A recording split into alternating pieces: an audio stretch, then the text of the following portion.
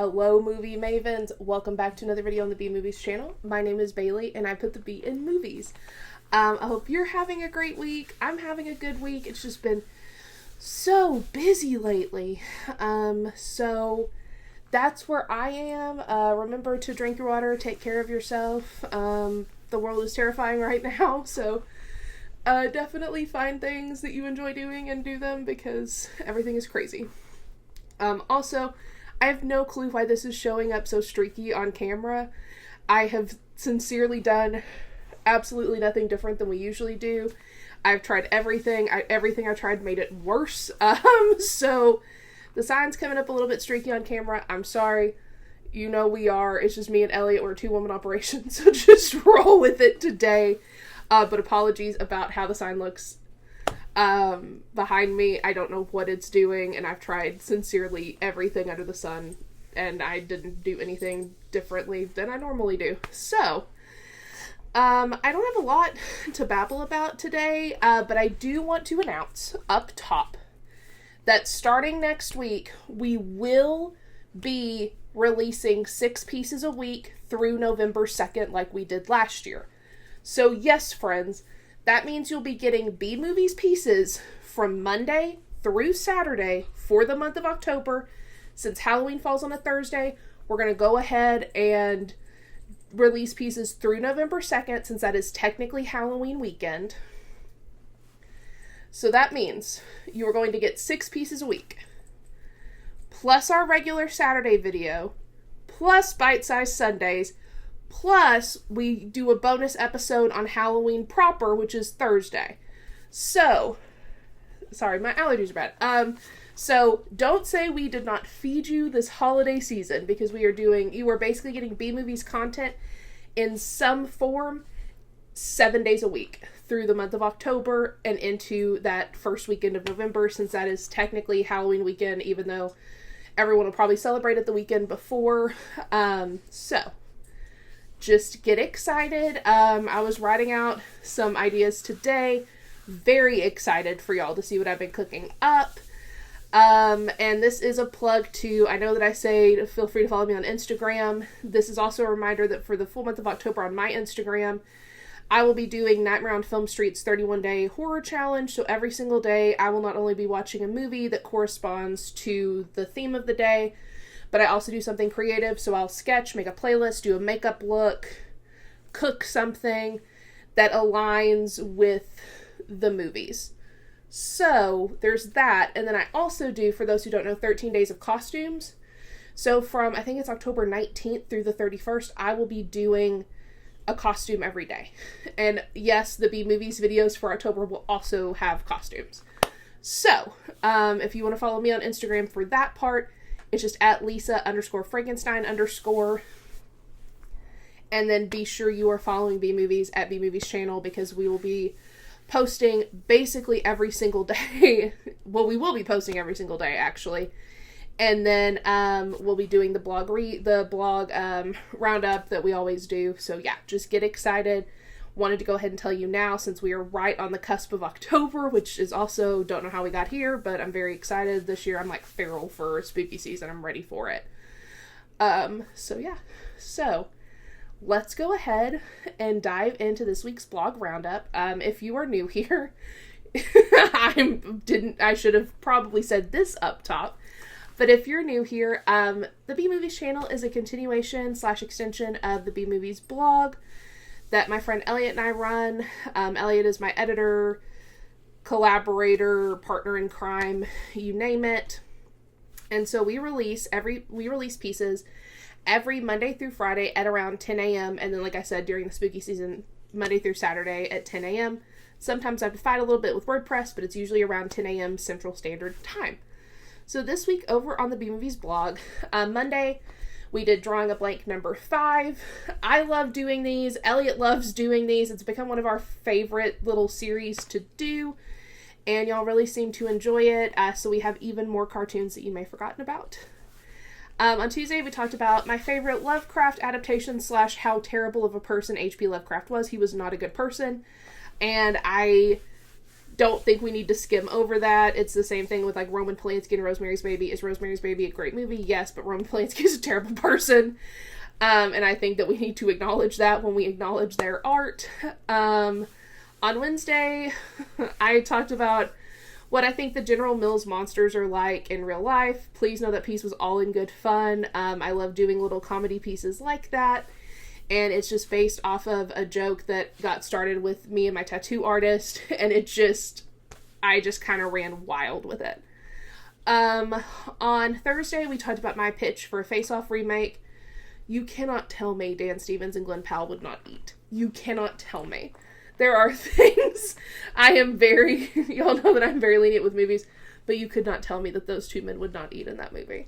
And it's not because I have this now weird affinity for, like, blonde, hot men. I don't know why that's, like, my new type in men. I don't know where it's coming from. But they would eat. They would eat, and you can't tell me different. And then finally, on Friday, which will be our deep dive today, I talk about 10 of my favorite Dragula looks. If you listen to the Creatures of the Night podcast the Boulay brothers do with Ian DeVogler, they did this a while back. I am so behind on my podcast because I've been so busy. And so I'm finally getting caught up on a lot of my podcasts, and because I have a lot of them. If you read my podcast piece, you know I have a lot of them. And so they did 10 of their favorite Dragula looks for the contestants, to clarify. And so I did 10 of mine. And so we'll get into that in just a little bit. So just to recap, this week over on the bmovies blog, Drawing a Blank, Lovecraft adaptations, what I think the General Mills monsters are like in real life, my pitch for a Face Off remake, and then 10 of my favorite Dragula looks. So, and all those pieces will also be linked in the description box below, so you can check them out there as well.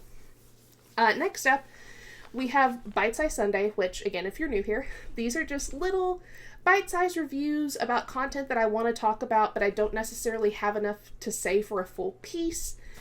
But I still want to talk about it. And so this week is stop trying to make this week's hint, rather, is stop trying to make a True Detective and Hannibal mashup happen. And so that will be posted over on our Instagram, which again is just at bmovies channel. Be sure to follow us over there. Those are only posted on the Instagram. They're not posted on the blog. So feel free to check that out. This is an ongoing series, and fair warning, I am going to rip it apart. This is a new series, actually, and so, yeah. So this is not, I will go ahead and spoil, again, this is a perk of subscribing to the YouTube channel, because we don't post these teasers anywhere else. I will just say, I am going to rip this apart a little bit. So, with that out of the way, let's go ahead and jump into today's deep dive, which, again, if you're new to the channel, the deep dive is just a piece. We talk more in depth about a piece that went up on the bmovies channel for this week. It may be something that has to do with one of the pieces that went up, something in that vein. And so today, let's talk about my 10 of my favorite Dragula looks since season 666 premieres in a matter of days. 3 days from now. Very excited. So, we know I'm a big Dragula fan. I saw them when they came to Austin year before last. I came in at season 3 when Louisiana Purchase announced she was going to be on the show because she's an Austin queen. And I watched the first 2 seasons, fell in love with it. Was rewatching it when my mom came down a couple years ago. So that was like something really cool that we shared because she also loved it. And so Dragula just means a lot to me on a lot of different levels. And plus I just love it. The artistry is insane. Like all of these drag artists are so immensely talented. And if you haven't watched it and you're a horror fan, you absolutely should, because it's incredible. So as I mentioned earlier, I've been catching up on my podcasts, and there was an episode of Creatures of the Night where the Boulets and Ian decided to name their top 10 favorite Dragula looks, as well as some honorable mentions. And so I decided that I would do the same thing. But I'm not going to list mine in any particular order because it was hard enough to make this list. It was so hard to make this list. It would take me days to rank these, and we needed a piece. Y'all needed something to read. And so it took me a hot second just to make this list. And so I want to say, in the words of the Boulets, drag is art and art is subjective. Just because a look did not make my list, it does not mean I don't like it, that I don't think the drag artist is talented. These are just the looks that when I was thinking of my top 10 favorite looks, they were looks that stood out. They were looks I still think about. And they are just some of my favorites. And that's okay. Again, like everyone that's been on Dragula, they are so immensely talented. So, let's go ahead and start with the first look that I picked, which was Dolly's Weird Wild West look. This really cool, like, kind of, androgynous, clowny, Western look. I just loved it. And Dolly's one of my favorite artists that has ever been on Dragula. And, like, watching their transformation has been so cool. And I think that they're one of the most talented drag artists out there, period. And so that look immediately came to mind. The next one up on my list is Bitter Betty's Weird Wild West look, which is like a Terminator Dolly Parton. Like I've been calling it Terminator 2 Doors Down. I love it because it's such a cool spin, and to me it really shows who Bitter Betty is. Like you can see her in this challenge, even though it is, again, like a Dolly Parton Terminator. I just love it. I think about it. I think about her floor show all the time. Next up, we have Sigourney Beaver's Monsters of Rock look. Like, it's so Paris Hilton and Repo the Genetic Opera coded. You know, at the end when, like, Amber Sweet's face falls off, like, that's what this reminds me of, is that Marie Antoinette realness. And Sigourney Beaver is another, oh my god, she can beat a face. Oh my god. And this is not, I will say, the first time that Sigourney Beaver is going, this is not the only time Sigourney Beaver is going to appear on this list. I will tell you that right now. So next up is Saint's vampire look from Resurrection. And when I say I think about this look constantly, I think about this entire, if you've seen the Resurrection special, I think about the vampire segment where they do the Kim Petras lip sync constantly. Like, that whole section lives in my head rent free. And Saint's, like, 60s vampire where she drops the acid that's the blood drop, brilliant. I think about that look all the time. All the time. So next up we have Sigourney Beaver again. And this is probably, like, one of the ones that it's a head scratcher. But I love it, and it's her Horror Icons Reimagine look where she does the Bride of Frankenstein, and she comes out with that silhouette that's angular and has the cheetah print, and she has the Bride of Frankenstein hair, but it's almost inverted, where it's like the whitish green on the outside and the black in the middle instead of the traditional white streak. And then I think that, like, when she unzips that and takes it off, and she has, like, the pasties and the tassels, I just think it's incredible. I love it. I think about it a lot. Next up is Victoria Elizabeth Black's vampire look from Resurrection. Again, Victoria Elizabeth Black, up there. When I saw her perform live, when I saw her do her performance of, like, her vampire performance, where if you saw them on that tour, where it was like that, she almost had, like, that old Western church, and it was like a Pueblo feel, and it was, I like, stopped taking pictures because I was so engaged with what she was doing that, like, for 3.5 minutes, I was just there. Like, it's one of the, like, I can't even describe it. It was, like, almost a religious experience watching her live. And this vampire look, like, if I ever become a vampire and I don't look like this, just stake me. Just stake me. Because, like, this is the vampire I want to look like, is Victoria Elizabeth Black.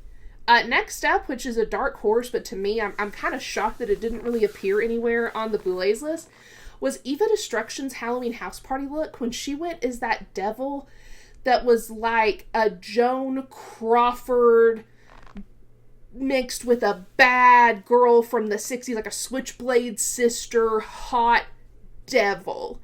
I love that look. I think it's one of Eva Destruction's best looks on the show. And I loved it. Loved it.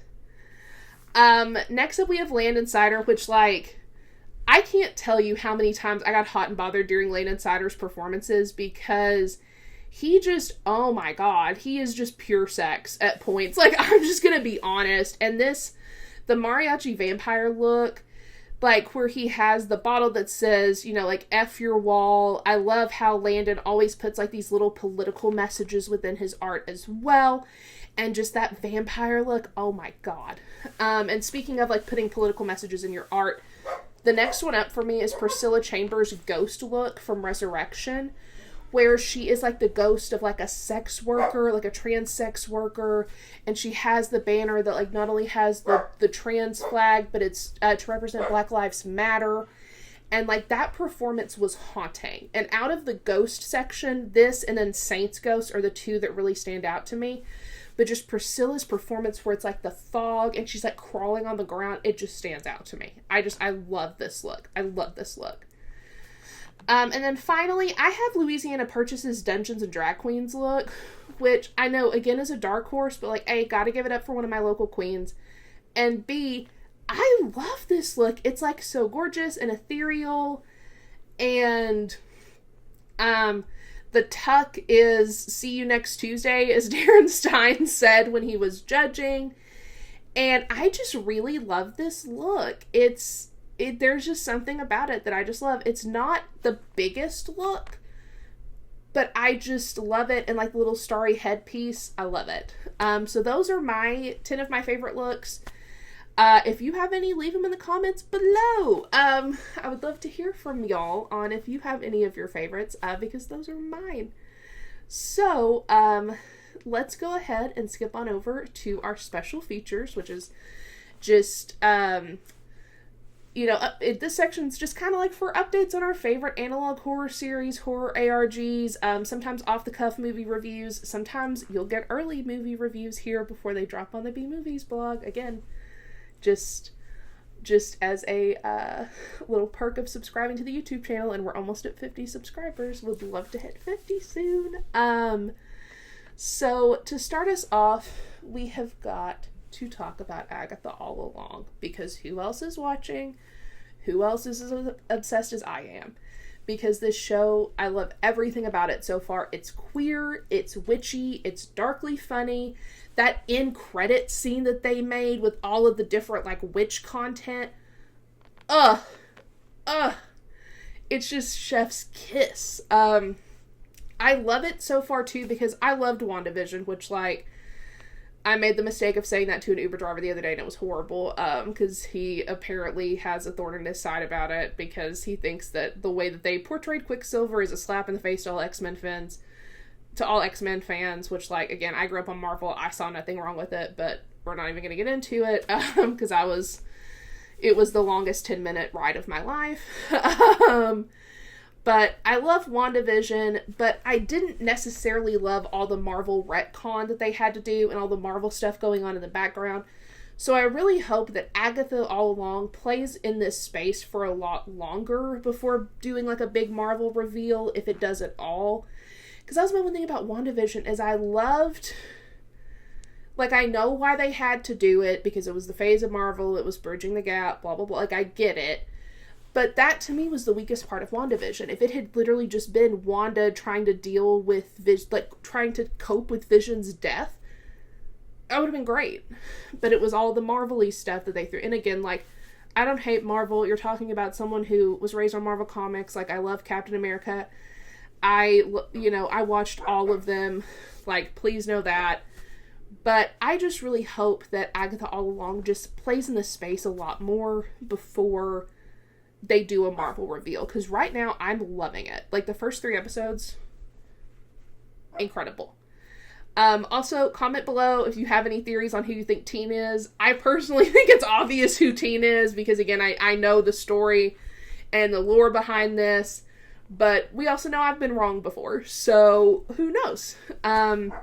Also, just a PSA that the Witch's Road song is on Spotify if you want to add it to your Halloween playlist like I did. So just a heads up, you can listen to it.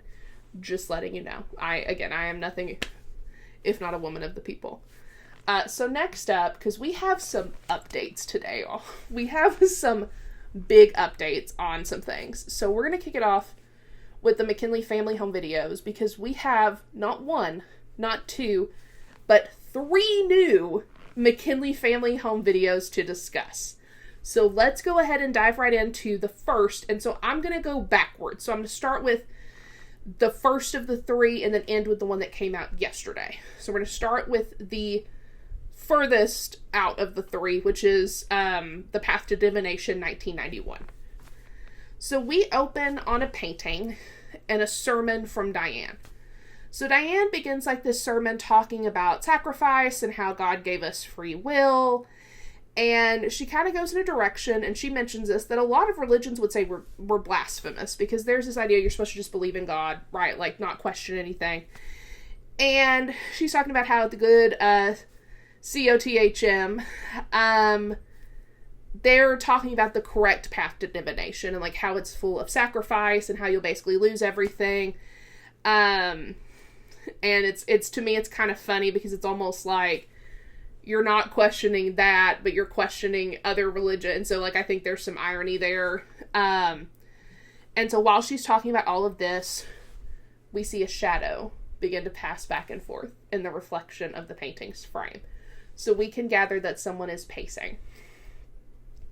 So then Diane begins to tell us about how she had Dwayne when she was 19, and that she and her husband were churchgoers, and that basically to keep them afloat, her husband was having to work like 3 jobs, so she basically prayed to God, for help and guidance, and they started visiting churches. And so she found that all the churches they were visiting weren't putting a focus on a deity or like anything that religion's really supposed to be about, right? Which is like kindness and, treating everyone with respect, being accepting.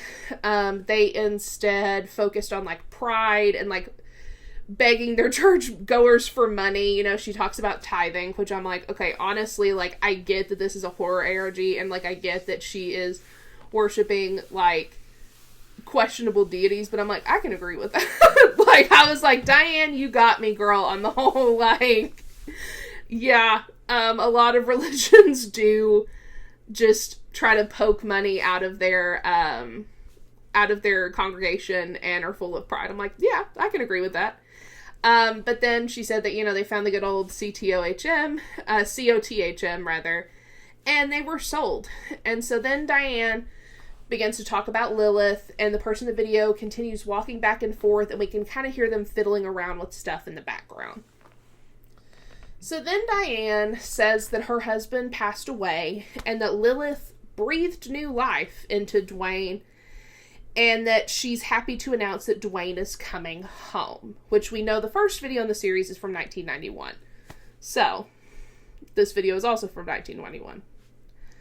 So, Diane claims that, like, Lilith said years ago that, Dwayne would come back to them and come back home. And so, Diane begins to praise Lilith and then, just really repeat and proclaim that Dwayne is coming home.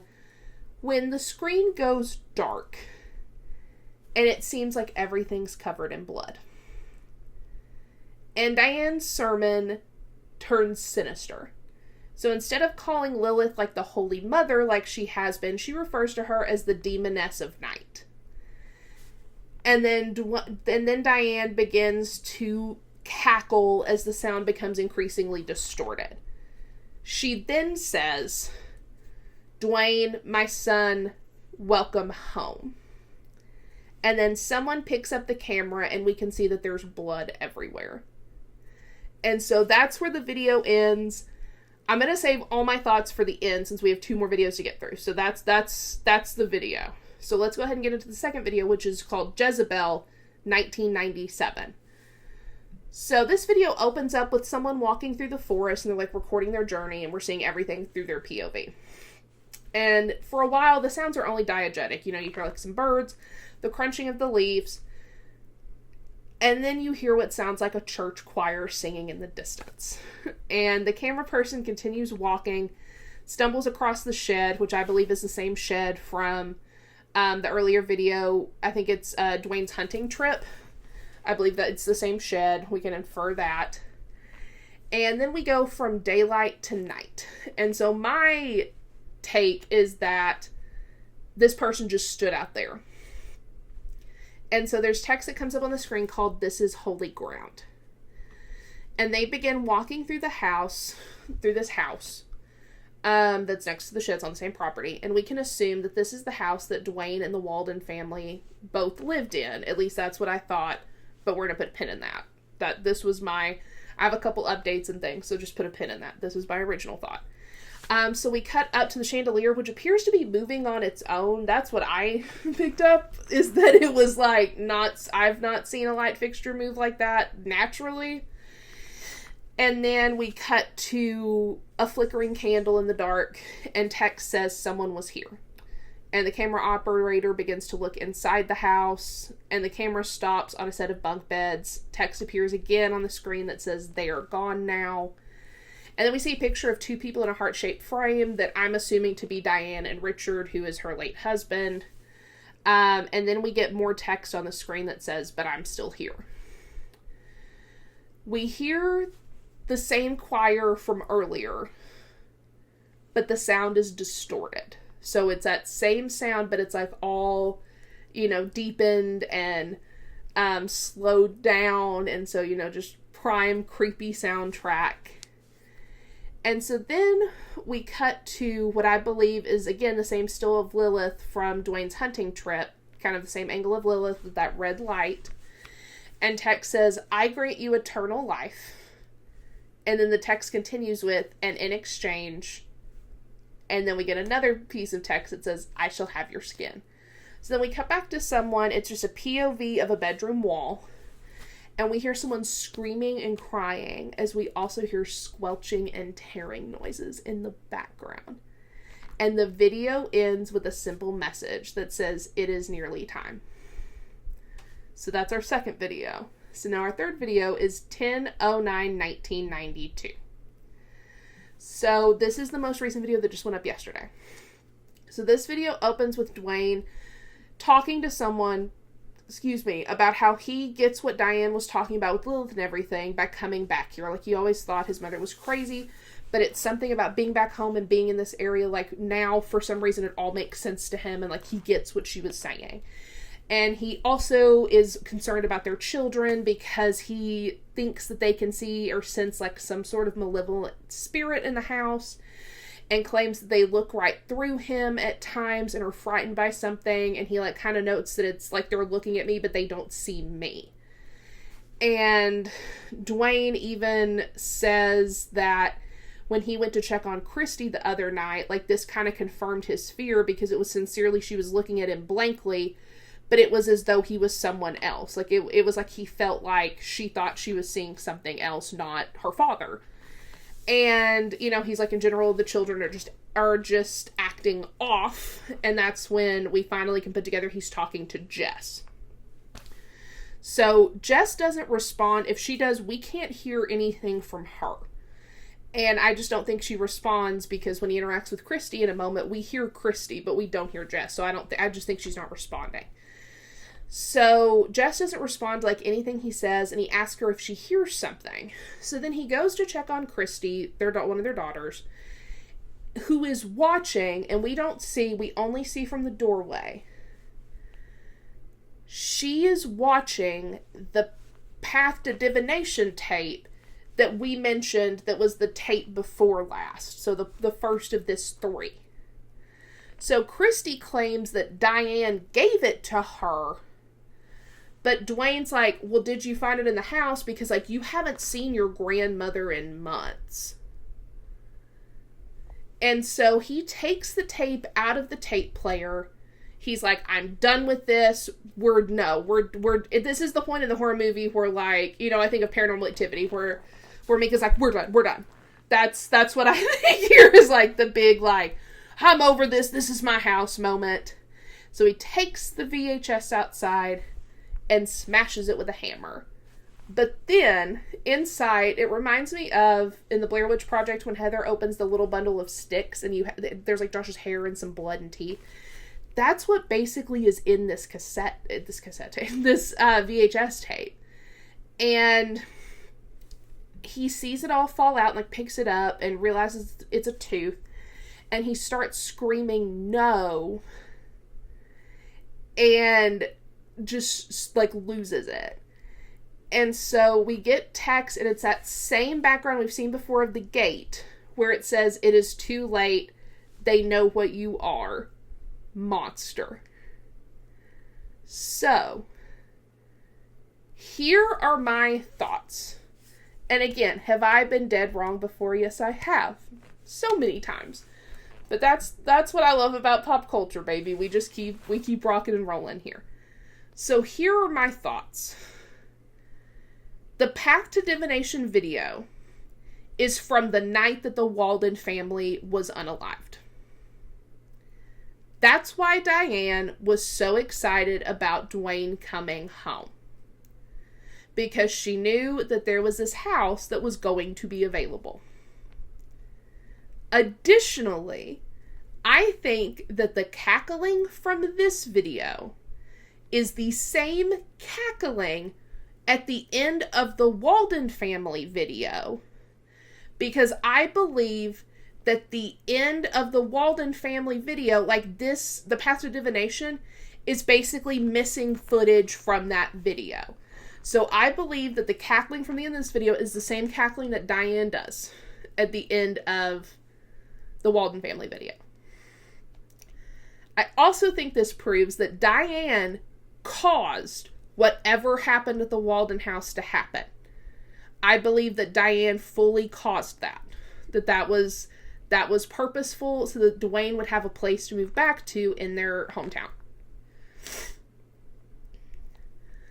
I think the house from Jezebel, I originally, when I was watching it, before I went back, I thought the house from Jezebel was the Walden / Dwayne's family's house.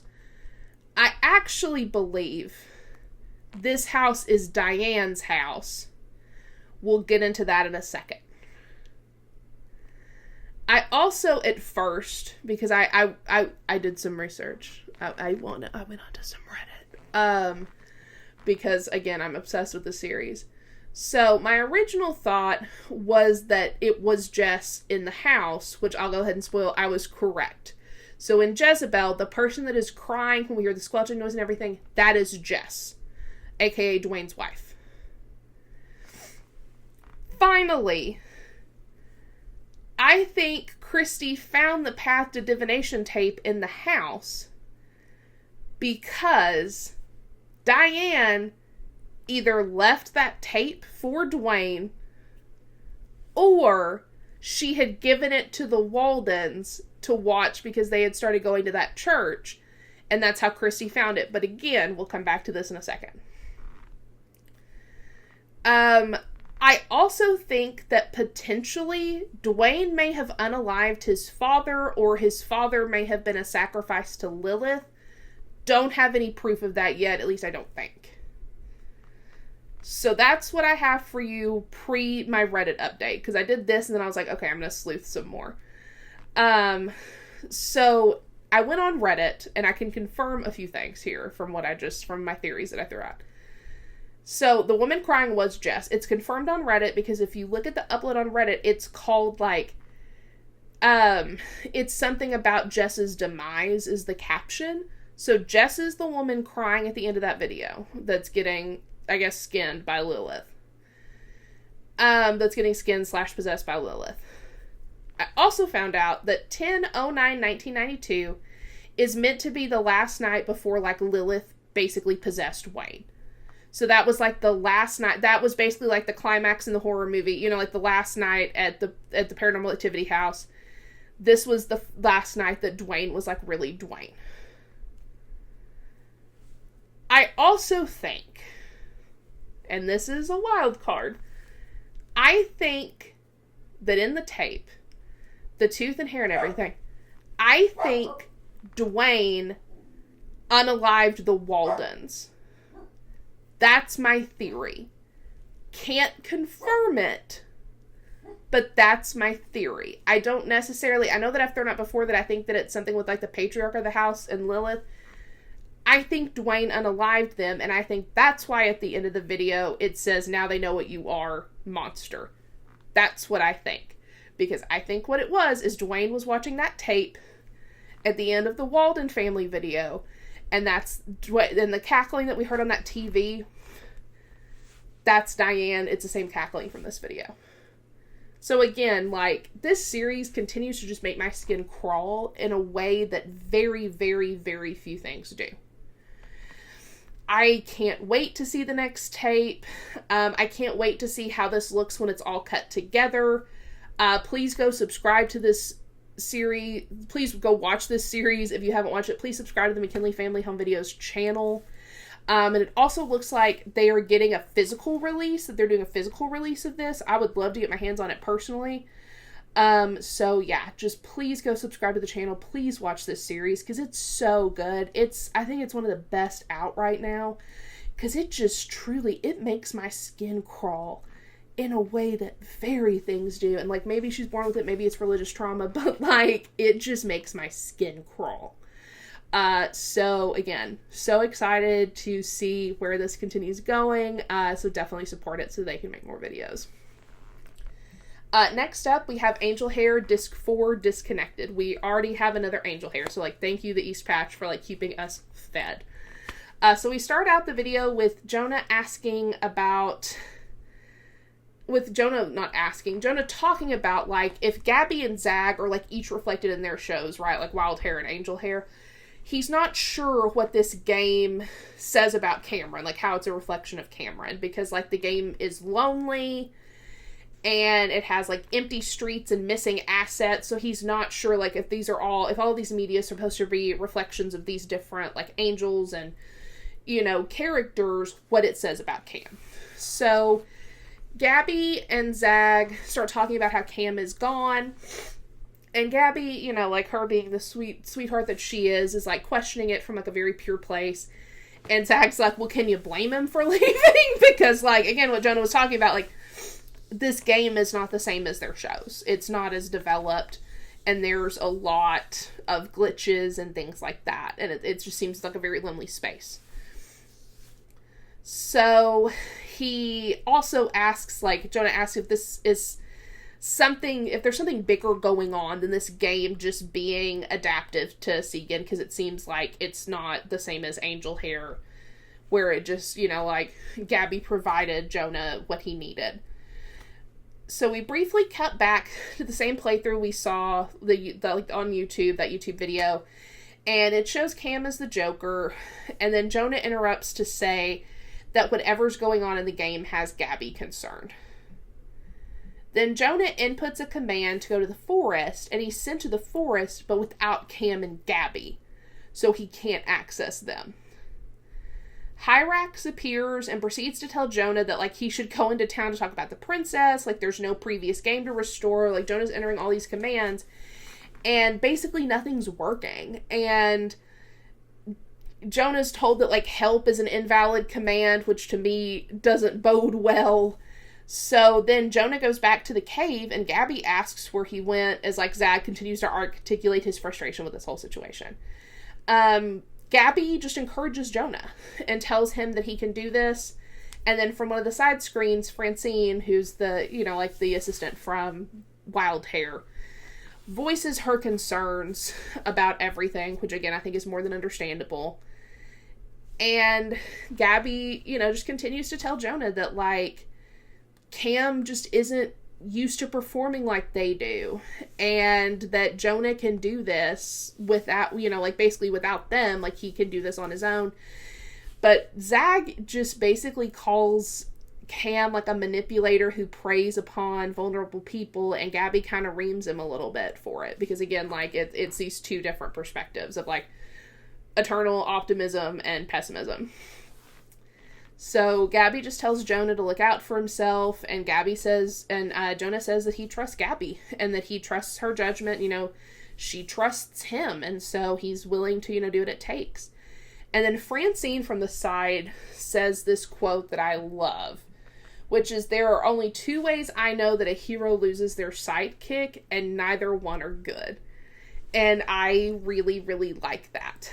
And then Francis jumps in and tries to say that, like, maybe Zag and Gabby aren't being left behind on purpose. But the video ends with Francine saying that Cam basically had to have either been fired or quit.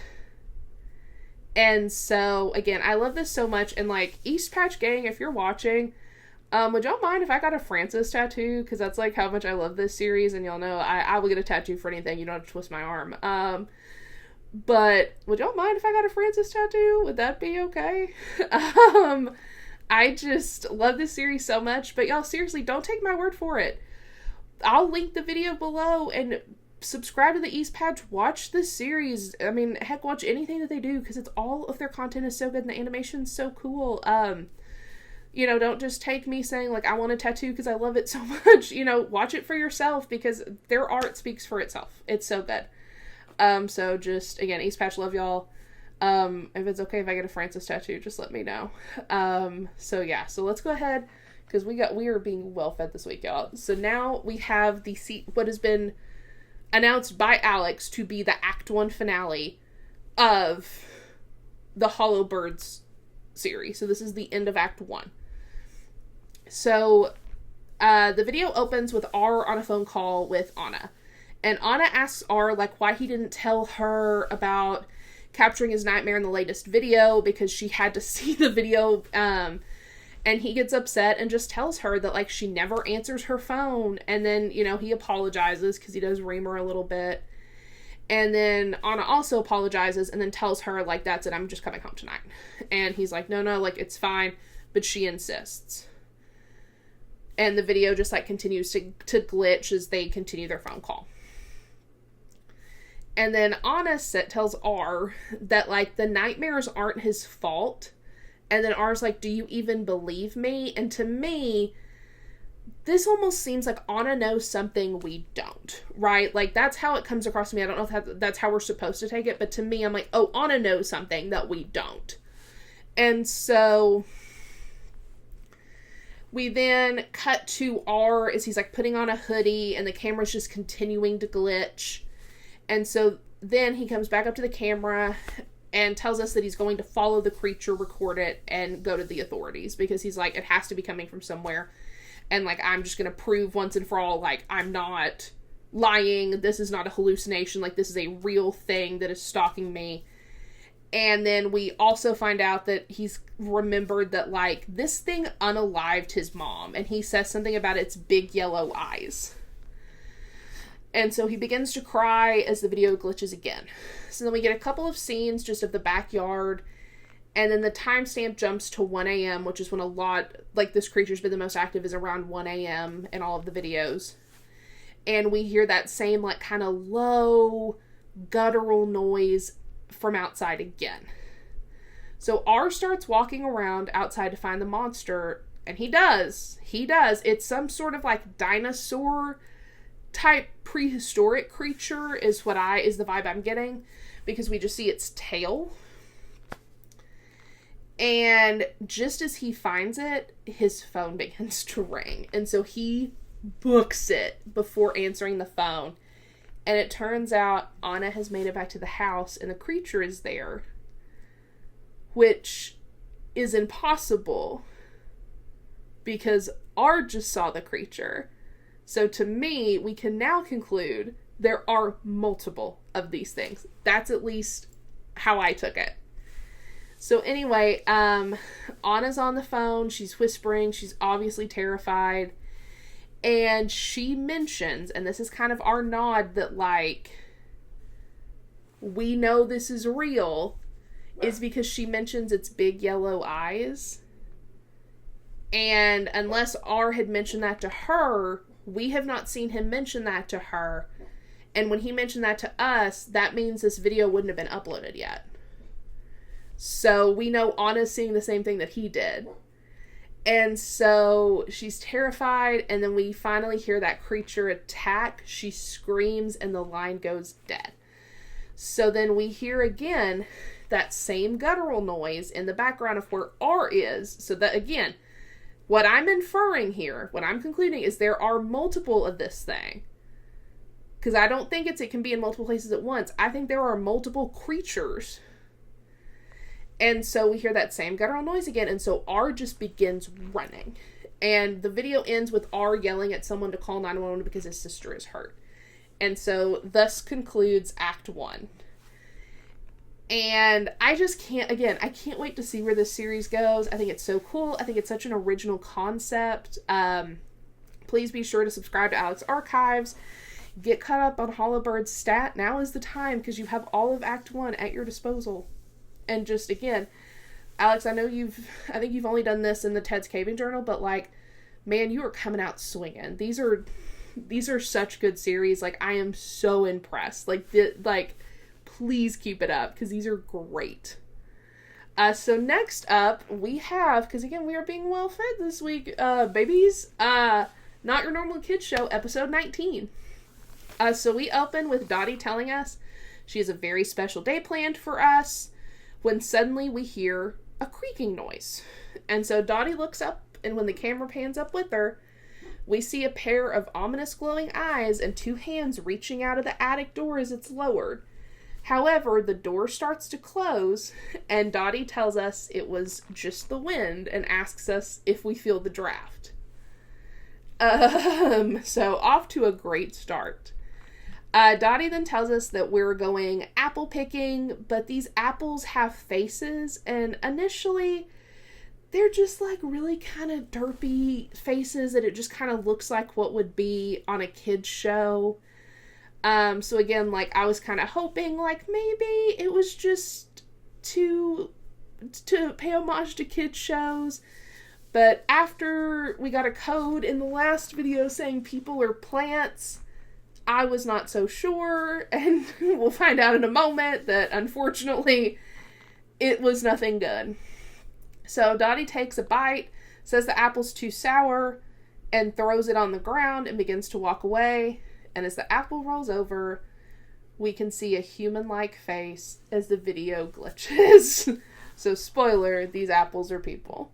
Plants are people. We then cut to Dottie in the kitchen. As she's holding an apple pie, she asks us if we want a piece. Okay, sorry. We stopped recording again. I thought I fixed the issue. And we made it almost all the way through the video. So anyway, so Dottie's eyes turn into like the pink spider-like eyes. It's a big ol' no from me, dog. And then Dottie asks us if we want to know what the secret ingredient is, and the video glitches to show like this rotten pie full of blood and guts and gore, as she says mother's blood. However, after the video stops glitching, Dottie says it's mother's love. Love makes everything better. And I'm like, sure, girl. Sure, Jan. That's what you said. Dottie then says our goodbyes to us, and the video ends. It's another banger from BB Key, y'all. Like, the work that goes into this series and all the other series that we've talked about from BB Key, like Detective U, even just like her behind the scenes videos, will just always blow me away. So again, be sure to subscribe to BB Key and watch this video. Everything will be linked below. So now it is time for subtitles, just our little pieces of news from pop culture internet. We have some good, bad, and ugly today. So let's get into it. Baz Luhrmann has announced a Joan of Arc biopic, which, like, okay. Baz Luhrmann is very hit or miss for me, so I guess we'll see what happens. The highly anticipated new horror rom-com Hard Eyes officially has a date and will be slashing into theaters on February 7th, with the cast including Devon Sawa, Mason Gooding, who you will know from Screams 5 and 6, took me a minute to like do the math, Olivia Holt, and Josh Rubin directing, which if you don't know Josh Rubin, directed Scare Me and Werewolves Within. Very excited for this one. Samara Weaving has officially confirmed that she will be returning to Ready or Not To as Grace Ladomus. I always say that wrong. So very excited for that. Svengoolie will be doing his annual Halloween Bonanza again this year, and it marks his 45th anniversary as a horror host, which is crazy. So really shout out to them. I love the Svengoolie crew. Like, I don't know them personally, but like I love them a lot. The first trailer for Don't Move has been released, and you can definitely consider my interest peaked. I am very excited for this one. I really hope it's good. Monster High will be releasing a set of Hocus Pocus dolls on October 4th at 9 a.m. Pacific Standard Time. I would love to try to get them, but I'm sure they're either going to be A, expensive, or B, go in 30 seconds. Netflix has released a teaser for the second season of Wednesday, which is set to release. I'm sorry, Sadie actually kicked my dog. I'm sorry, sweetie. Netflix has released a teaser for the second season of Wednesday, which is set to release later this year, or later next year. I'm hoping maybe it's out in time for spooky season. Fingers crossed. Damien Leone, or Damien Leone, I've heard it say both ways, but you know him. He is the mastermind behind the Terrifier series. He has recently announced at Fantastic Fest that there will be a Terrifier 4. Very excited for Terrifier 3, which comes out in, again, a couple of weeks. I'm so excited / baffled how we've gotten this far in the year. Pretty Little Liars Original Sin / Summer School has officially been canceled at Max. I loved the first season, but I think the second season kind of jumped the shark. It got a bit messy. It fell victim to the Riverdale conundrum. So I get why it was canceled. I mean, I would have absolutely watched another season of it for sure, but there was, in my opinion, between the first and second season, there was a bit of a dip. The first trailer for the third season of Heartbreaker has dropped. So excited for that to come out next week. Y'all know I love Heartbreaker. Or Heartstopper. What am I saying? Y'all know what I mean. Hilary Swank will be joining the Yellow Jackets cast next season along with Joel McHale. Very excited to see where that goes. Micah Monroe has been announced that to star in the remake of The Hand That Rocks the Cradle. Think Micah Monroe's a great scream queen. Very excited to see her in this. James Wan is producing a new RoboCop series for Amazon. Love RoboCop. If something that you may or may not know about me, I love 80s and 90s action movies. Like, give me Terminator 2, Last Action Hero, RoboCop, Demolition Man, Face Off. Love it. And I feel like I don't give off that vibe, but I love those kind of movies. So I'm very excited to see how this goes. Daveed Diggs will be joining The Boys for their 5th and final season. Super stoked for that. Freddie Prinze Jr. is officially returning to the legacy sequel of I Know What You Did Last Summer, and I believe that there are talks for both Brandy and Jennifer Love Hewitt to return as well. So, fingers crossed. Nicole Kidman has joined the cast of The Wives, which is from A24 and Apple, which is said to be a murder mystery, either film or series. That's the part I'm not clear on. But it's based on, like, the Real Housewives. So, like, it's murder mystery meets the Real Housewives. And so, like, even though I don't watch the Real Housewives, again, my interest is piqued. And then finally, in sad news, rest in peace to Dame Maggie Smith, who passed away yesterday at the age of 89. Definitely sending all the love to her friends and family, and we definitely lost an icon. So that will do us for today. So let's go ahead and wrap it on up. Feel free to follow me on Instagram at Lisa_Frankenstein_. Feel free to follow Elliot, which is at reading.with.red. Follow us on Instagram at bmovies_channel, just same as our YouTube. Because again, we're getting ready for, I've been basically training like a Rocky montage to get ready for all the content that I'm going to be releasing personally and through B Movies, so definitely give us a follow. And if you're not subscribed, be sure to subscribe to our channel. It's free. Feel free to give us a like if you feel so inclined, and leave a comment if you're feeling frisky. We are so close to 50 subscribers. We're only 2 away. So subscribe if you're not subscribed. And I guess on that note, all that's left to do is fade to black.